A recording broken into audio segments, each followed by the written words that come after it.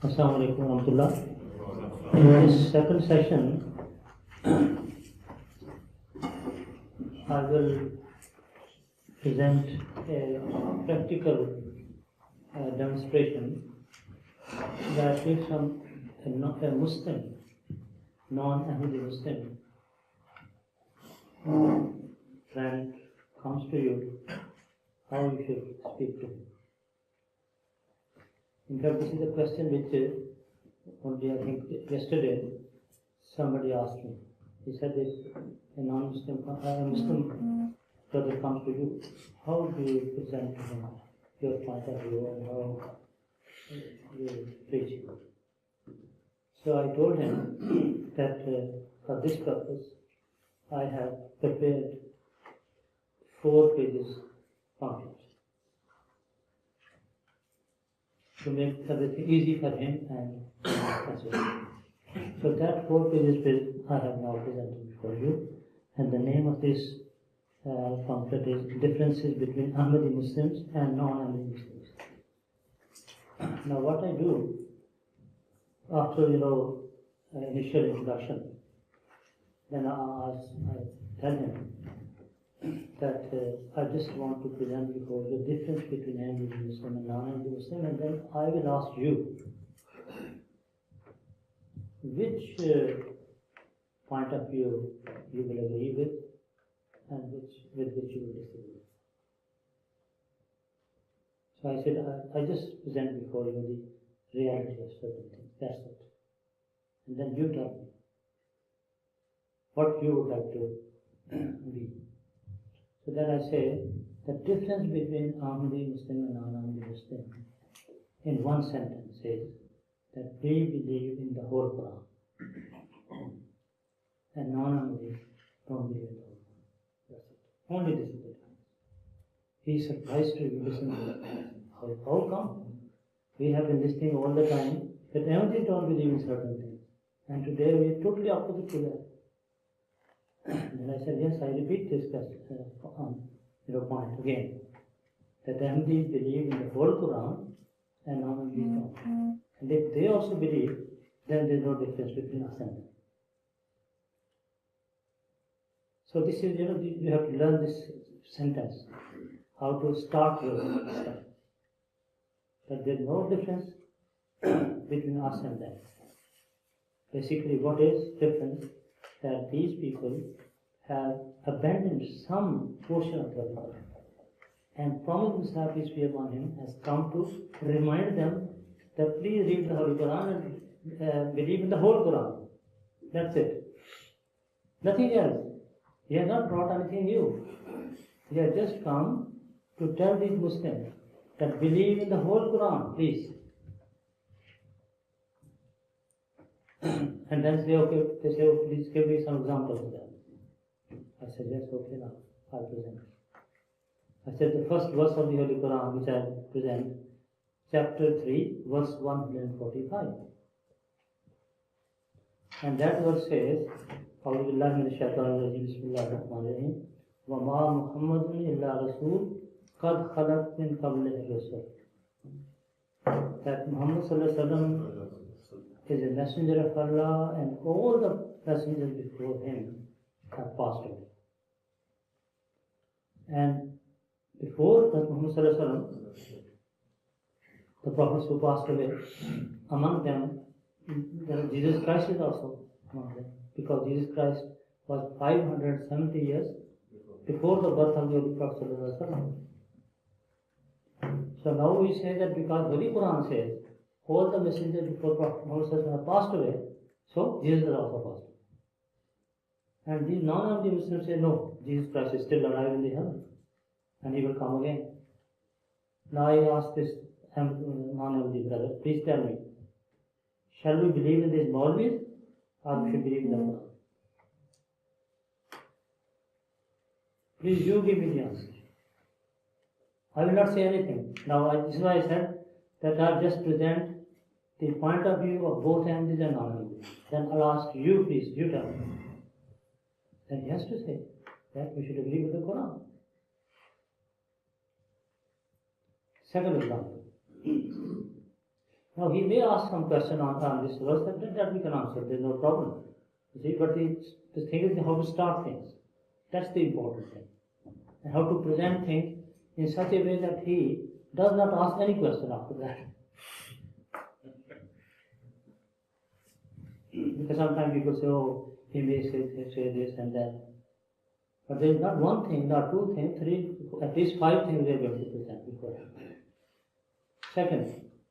Second verse which we will present before him is chapter 22, verse 76 from Quran.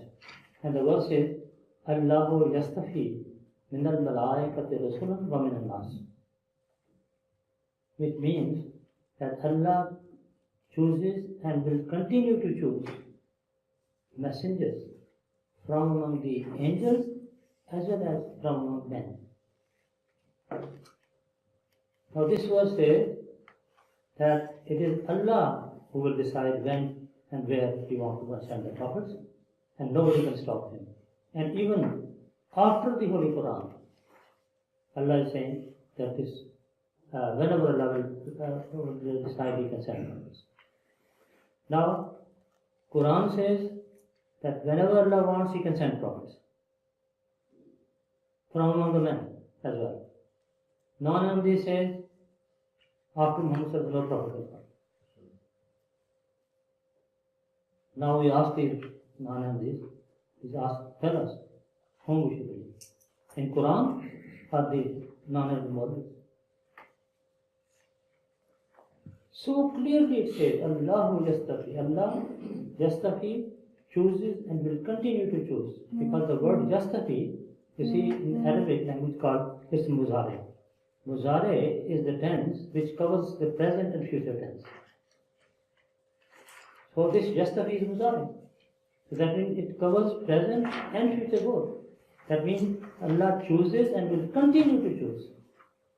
Of course He will decide when and where. But about future also they said that He will, if He likes, He can send it. If now Ahmadi says that no, Holy Prophet ﷺ is the last prophet, and if they say Khatamul Nabiyyin, Holy Prophet ﷺ is Khatamul Nabiyyin, and that means he is the last prophet, if this is what it means, last in every sense of the word, then what is the meaning of this verse? They must find out some way of reconciliation. So we Ahmadi says both verses are correct. Khatamul Nabiyyin means that Muhammad Sallallahu Alaihi Wasallam is the last law-bearing prophet. And when it is said here that Allah will continue to choose prophets, it means that now after Muhammad Sallallahu Alaihi Wasallam, only that person will be chosen as prophet who is subordinate and servant of Hazrat Muhammad Sallallahu Alaihi Wasallam. So and this is what is the claim of Hazrat Ghulam Qadi in Islam, that he is prophet under the law of the Holy Quran and is servant of Muhammad Sallallahu Alaihi Wasallam. And he has not come to change anything. So still Hazrat Muhammad Sallallahu Alaihi Wasallam is the last law-bearing prophet, and up to the day of judgment he will remain the law-bearing prophet. So these non-Ahmadis tell us such meaning which create contradiction in Islam, in the Holy Quran. They say, at one place Allah says, Holy Prophet is last prophet, no prophet after him. Another place Allah says, yes, Allah will continue to choose the prophet. So this is a very clear contradiction. Unless they tell us the way of reconciliation, nobody can accept this Holy Quran. So Ahmadiyya Jamaat says, accept the whole Quran. Not just pick few verses and leave the other. This is not true Islam. This is not the righteousness. Be righteous. And fear Allah. Be muttaqi. Then we present another verse of the Holy Quran, and that is chapter 4, verse 70. And that is, وَمَنْ يُطِعِ اللَّهَ وَالرَّسُولَ فَأُولَٰئِكَ مَعَ الَّذِينَ أَنْعَمَ اللَّهُ عَلَيْهِم مِّنَ النَّبِيِّينَ وَالصِّدِّيقِينَ وَالشُّهَدَاءِ وَالصَّالِحِينَ وَحَسُنَ أُولَٰئِكَ رَفِيقًا. And this verse says, مَنْ يُطِعِ اللَّهَ وَالرَّسُولَ, whoever will obey Allah and this messenger, that is Muhammad sallallahu alaihi wasallam. فَأُولَٰئِكَ مَعَ الَّذِينَ, they will be with those on whom Allah has showered His blessings.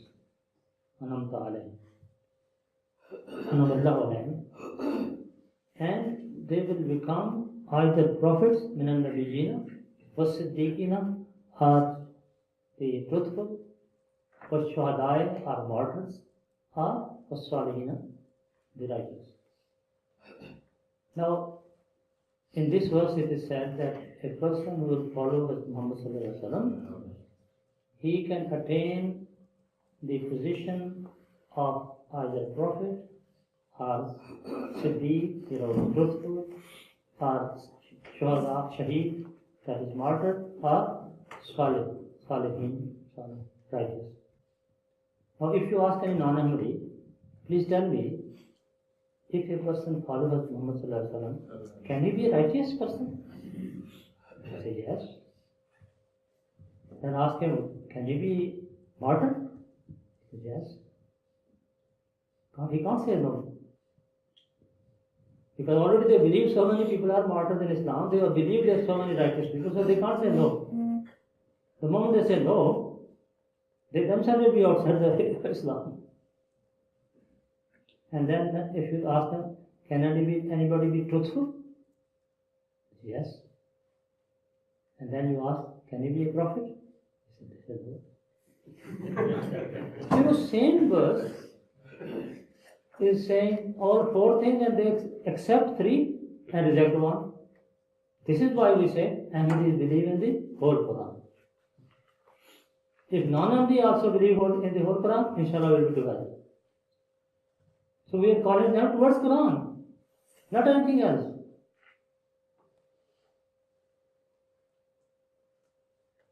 And still these people say, Ahmadis are kafir. How strange it is. We are calling them towards the Holy Quran and they say Ahmadis are kafir. Is this the right way, right attitude? Not at all. Then the fourth verse of the Holy Quran which we present, and that is Surah Al-Haqqa, that is chapter 69, verse 45 to 48.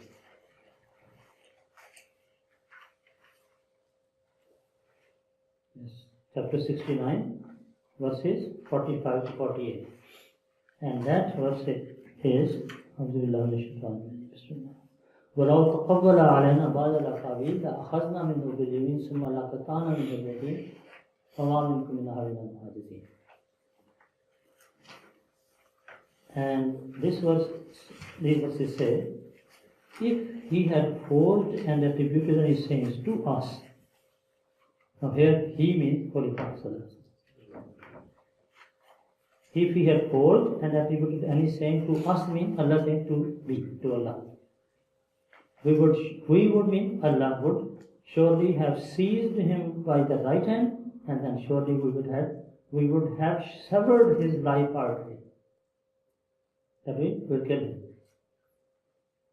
When the life artery is severed, the person is killed. And not one of you could have held us off from him. Nobody will be able to save him. This is our decision. This is our law. That if somebody will make false claim of revelation, then we will arrange that such person to be killed. Allah says, this is my law.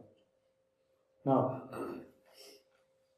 and this law is applied on the Holy Prophet ﷺ, and Allah says that if he had been forced, he should have been killed. But you will not be able to kill him. Allah will save him. Allah is protecting him.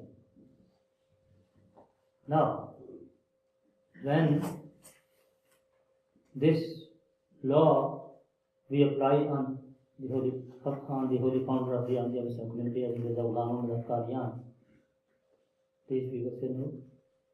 Although he made the claim of revelation for 28 years at least, because his first book was published in 1880,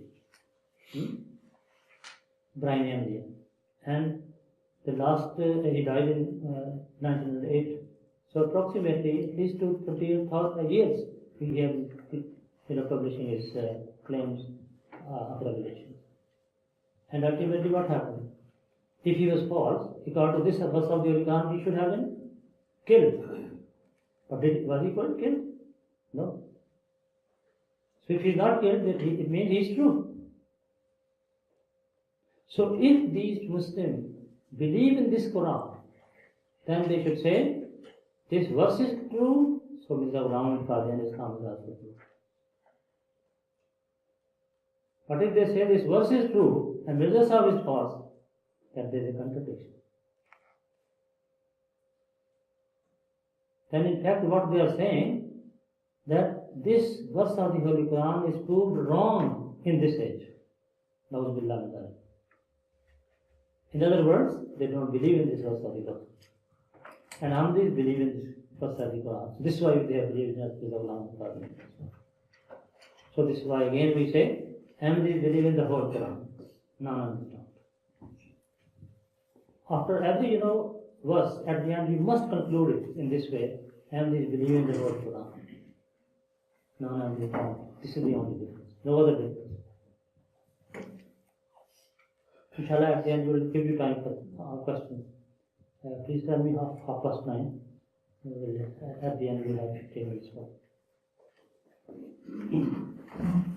Now, the 5th verse of the Quran. 5th verse of the Holy Quran is chapter 24, verse 56.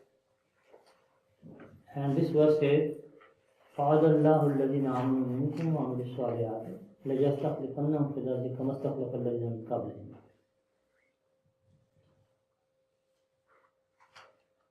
Which means that Allah promises, وَعَدَ اللَّهُ, Allah promises. الَّذِينَ آمَنُوا مِنْكُمْ, to those among you who believe, وَعَمِلُوا الصَّالِحَاتِ, and do good works, لَيَسْتَخْلِفَنَّهُمْ, that He will surely make them successors. Successor is the translation of Khalifa.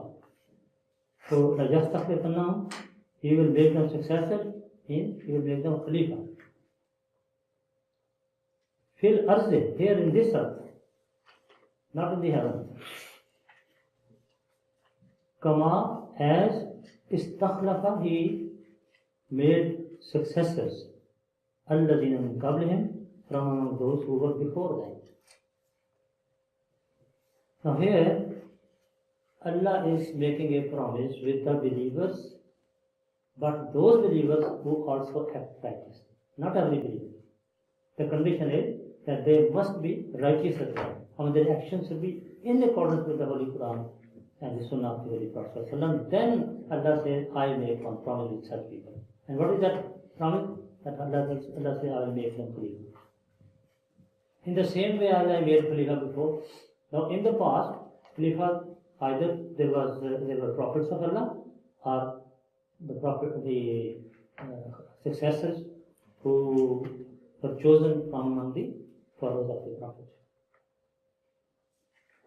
So according to this verse, after Muhammad Sallallahu Alaihi Wasallam, Hazrat Abu Bakr Siddiq was chosen as first Khalifa, then Hazrat Umar second Khalifa, third as Usman, then Hazrat Ali, all these four Khalifas were elected, and that was true Islam. That was the best period of Islam according to all Muslims. Shia may not agree with the first three Khalifas, but at least they agree on the fourth one. So they also believe that that was the best time, and there is no other better time than that. Now, what Ahmadis are saying that let's come back to the same system which Allah gave us. And for this purpose, the Holy Prophet ﷺ had already made the prophecy that in the latter days the promised Messiah will come. He will be a prophet of Allah, and whenever a prophet comes after him, the Khilafat starts. Unless a prophet comes, Khilafat cannot start.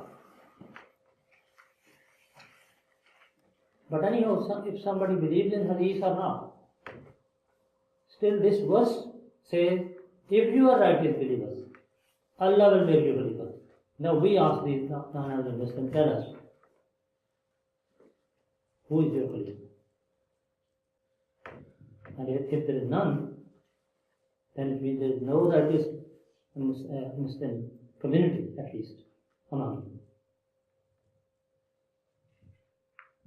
And on the other hand, Ahmadiyya Jamaat has a Khalifa.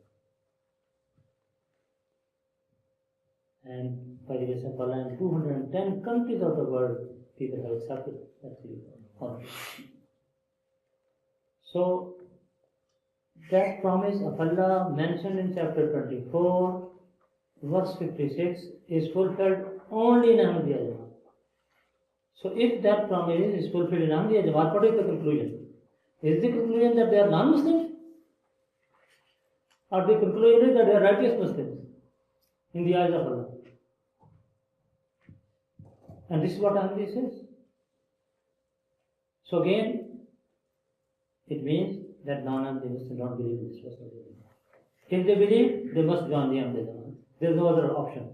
Or they should show us where they believe.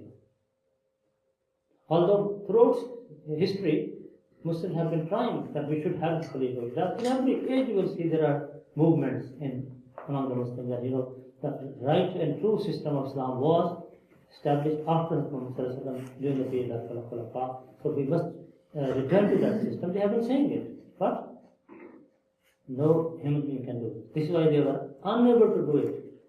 And now Allah Ta'ala has established Khilafat after the Zawlan Qadian in Islam. And from 1908 up to now, you see more than 100 years have passed and this Khilafat is going on, and always, Ahmadiyya is flourishing under the Khilafat. So, if non-Ahmadi also believe in this verse of the Quran, they have to join them, no other option. So these are the 5 examples to show that Ahmadis believe in what? In the whole Quran. You must remember this sentence. The Ahmadis believe in the whole Quran. And non-Ahmadi Maulvis don't.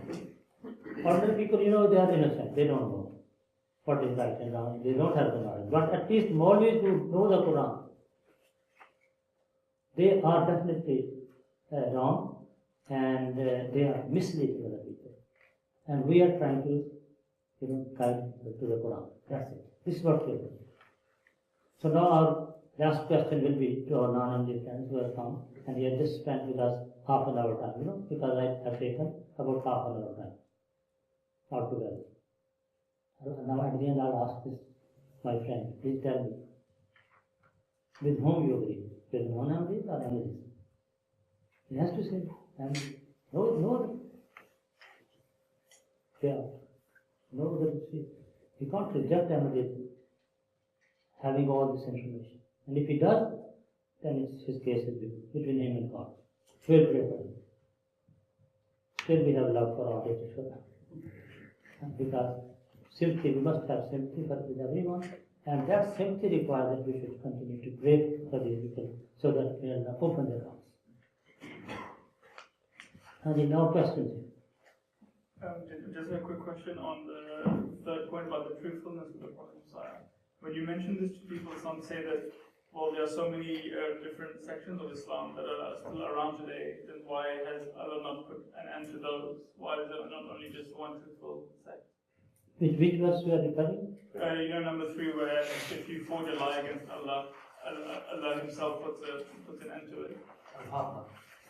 Yes, yeah, so someone might reply saying that there are so many different sections. Can you please tell me any person who has claimed that he is Prophet of Allah and he has received this revelation from God Almighty verbally?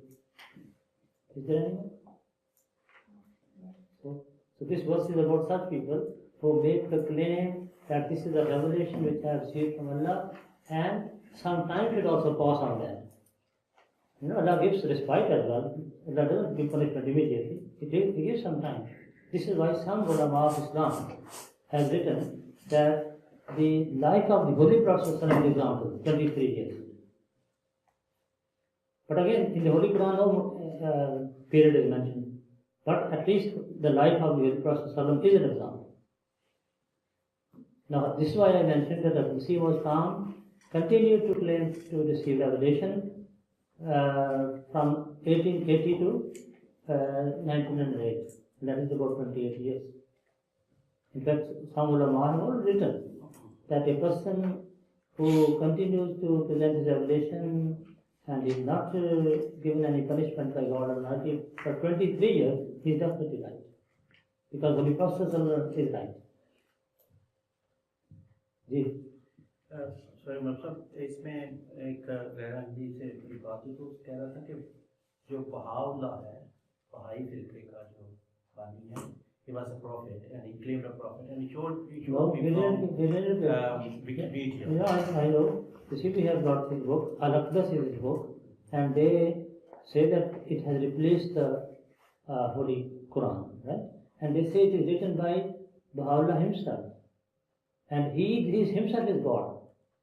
They don't believe he is prophet of God. You see, he himself is God. Just like as Christians believe that Jesus is God, similarly they believe this is what his claim is. This is why these people always hide their books.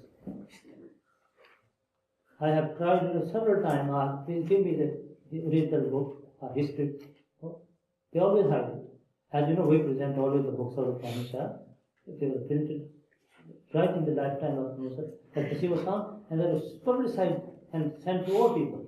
So much so, once you see in 1980, probably it was 83, when a Jewish professor came to London Mosque from Tabligh, and he said that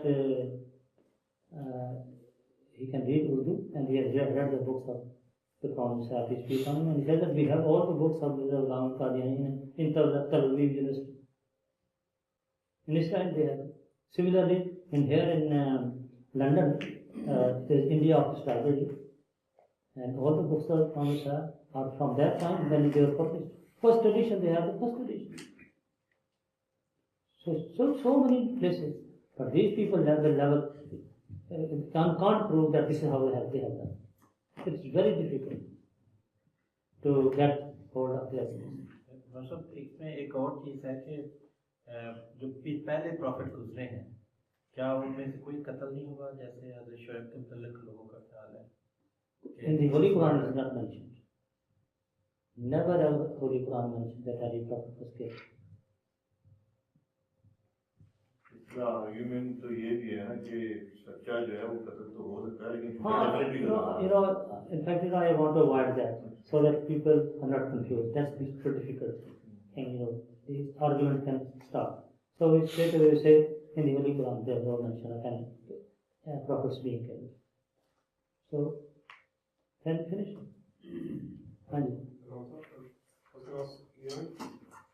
Point number one, where it mentions that the Muhammad message of very all messengers have passed over before him. Some remedies, they do is they say all, and they say some. What's the Arabic? What's the Arabic word for all in that verse? Okay, we ask them, okay, you tell us what is the translation. Ask them, please, you tell us what is the translation. Because they say some. Some. All right. Okay, we will accept that as well. Right. Let's accept it. Some. Although there is no word some. No. Some, for some use is baz also.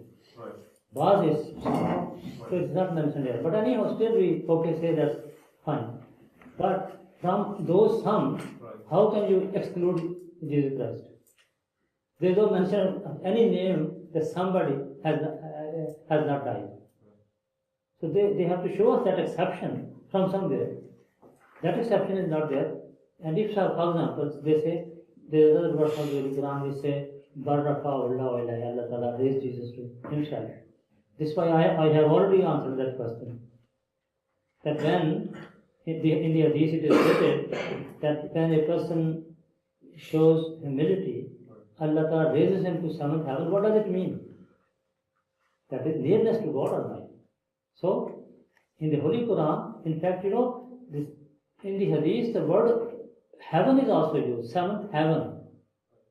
But in the Quran, there is no word after heaven. It's only said that Allah Allah raised him to himself. And Allah is everywhere. So, now this is another very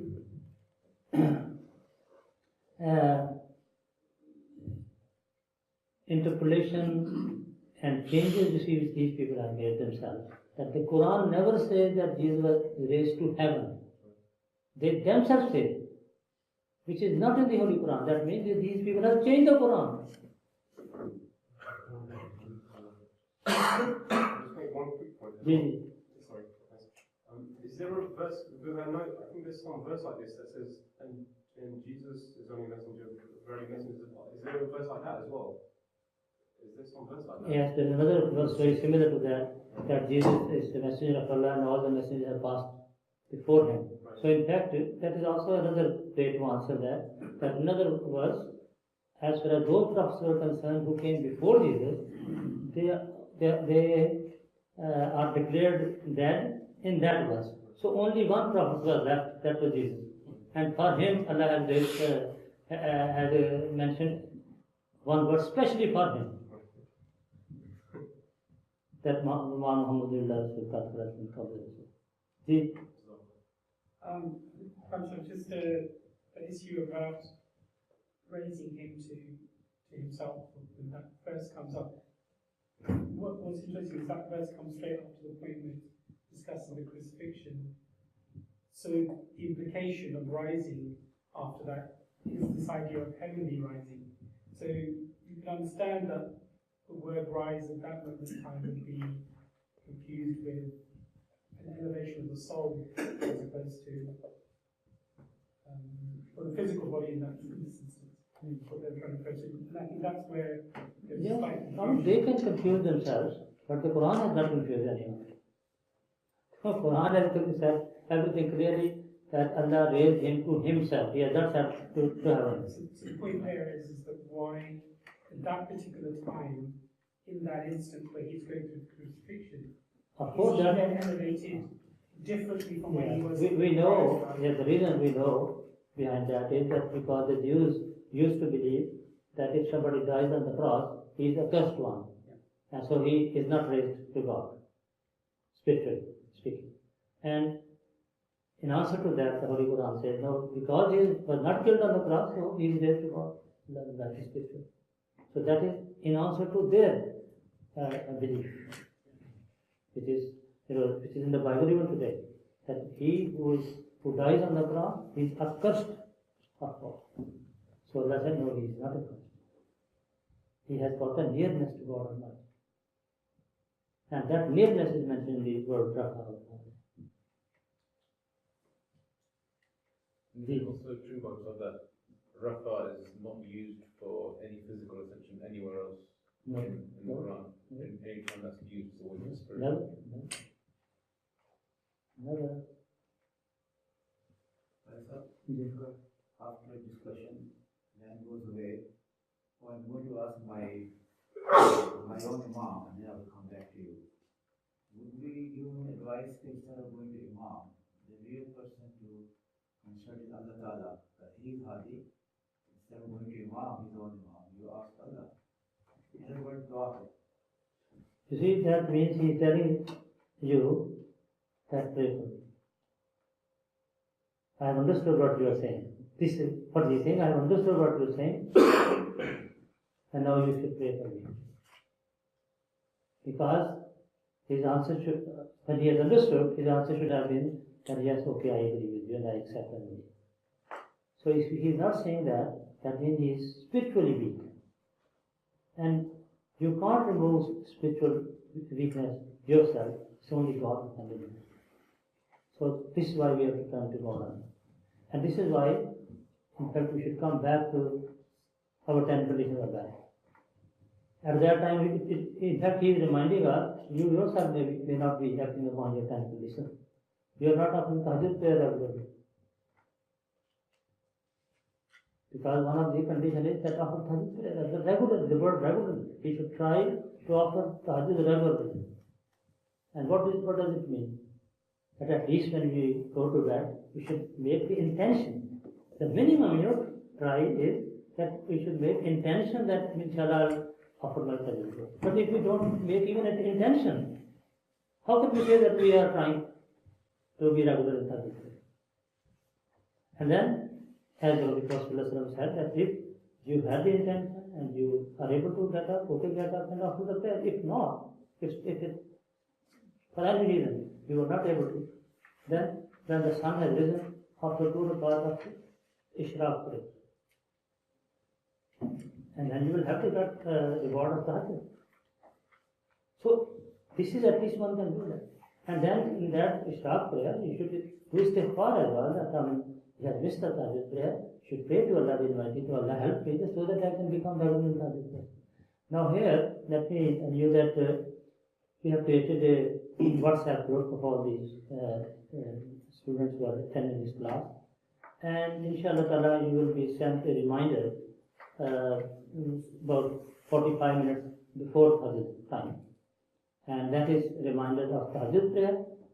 And that is, of course, you will say usually. And after that, come for Fajr prayer in congregation. Unless a person, there are only 4 situations when a person is exempted to come to the mosque. One, he is sick, or he is on journey, or he forgot to offer the prayer on time. And of course, the 4th is, and that's not applicable here, but if somebody is alone in any part of the world and there is no second person available, then of course he cannot pray. But then again, he should pray to Allah. To Allah, give me some people with whom I can pray. He should preach more so that he can convert some other people, and then he can say prayer in congregation. But if he is not doing preaching to get some friends, then of course it means that he is not sincere about acting upon the teaching of Islam. So, inshallah, you will receive that. I think probably you are already receiving that reminder. Now, you see, as I mentioned, that inshallah ta'ala will request for mulakat, and definitely we will ask you that you have been studying for 8 weeks. What have you learned? So please get ready for that. You have to answer this. And then, of course, he will definitely ask you about the prayer. Because he will say that if you yourself are not regular in the prayer and Tahajjud and all, how can you reach me? So this is why at least we should, every one of us should be able to say that Huzur, Alhamdulillah, from that time onward, since we started joining the class, we have never missed any prayer, Tahajjud prayer, nor any prayer in Jamaat. Except where Allah has given you the permission. As I said, Allah has already given this permission that if, for example, you overslept, whenever you get up, you have to pray. If you forgot, whenever you come to know, after the prayer. So these are the situations which already Shariat has given the permission. And if you miss the Tahajjud prayer, unintentionally, then after your 2 rakat of Ishraq, nothing. So if we are doing it and then also trying our best, that seeking forgiveness from Allah Almighty, then we can say, Alhamdulillah, we are acting upon the teaching of on the 10 of that. And if we are not doing that, then I think there will be no answer. So please make sure that these 2 things are at least we do. Fajr prayer in congregation and Tahajjud prayer. And if you have any problem, please let me know. I can answer you, I can tell you what's the way out. If there is any, please tell me now. Anything which can still, hinder you to offer your Fajr prayer or Fajr prayer in congregation. If, for example, you have to go to work at that time, and this is why you are not able to offer Fajr prayer in congregation. Or you are at work and you are not able to offer Fajr prayer at that time. Then of course you are exempted. And you do the other thing, that do the Ishraq prayer and as far as the Fajr prayer is concerned, as early as possible, whenever is possible. So at that time, in fact, you are on journey and you are at work, and there is no other person available, nor you are given exemption for prayer, then you are on journey. Then you have to just find time to offer prayer as soon as possible. So we should never think that we can't act upon these things. Because if we can't act upon these things, it means that this religion is, in our own eyes, that this religion is not practical. So then how can we invite other people to join Islam? So first we have to, prove to everyone that this religion is practical. Then you can invite people. Okay, I think that's all. What you can. आपने कहा rewind डालना आपको targets वाले. हाँ, see, Huzur has given the target of that to every Jamaat, and that is 4 bats for each Jamaat. So please, you think as if you have to do this work, because you are representing various Jamaats. And the method is make your team of 5 people.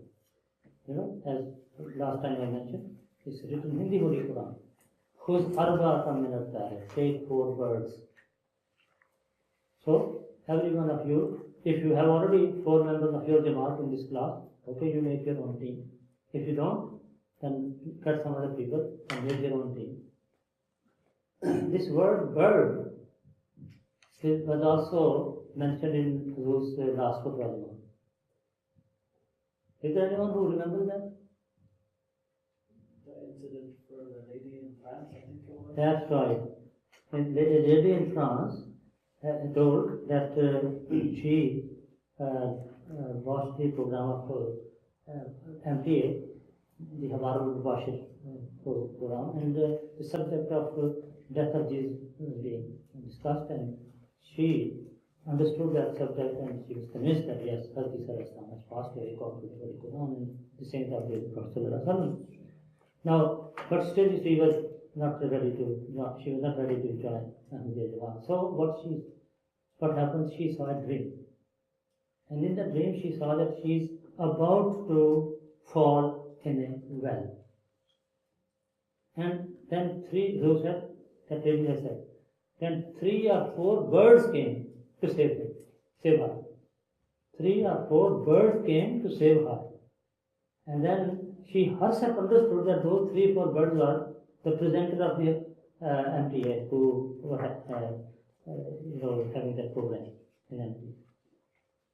Those who were presenting the program, they were the birds. So you see, from here you can also understand how Allah Ta'ala has told the interpretation of the word birds to that lady. And that's for all of us now, because those are presented for all of us. So these people who save other people and guide other people to the right path, they are the birds. Okay,